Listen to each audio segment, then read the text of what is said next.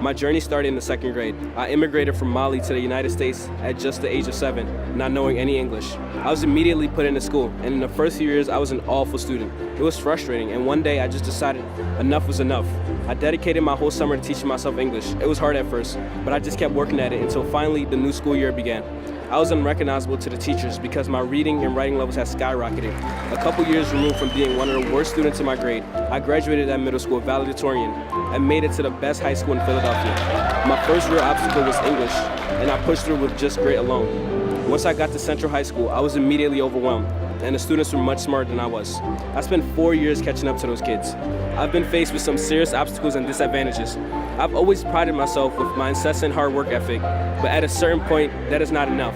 Opportunity and support has to be present, and that's what Beat the Streets was for me. I became involved with Beat the Streets in the summer of my junior year. What started out as a simple ACT prep developed into a lifelong friendship.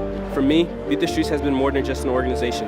Beat the Streets has been a family, a community, a safe haven, a place where you can go to learn, seek guidance, and get advice.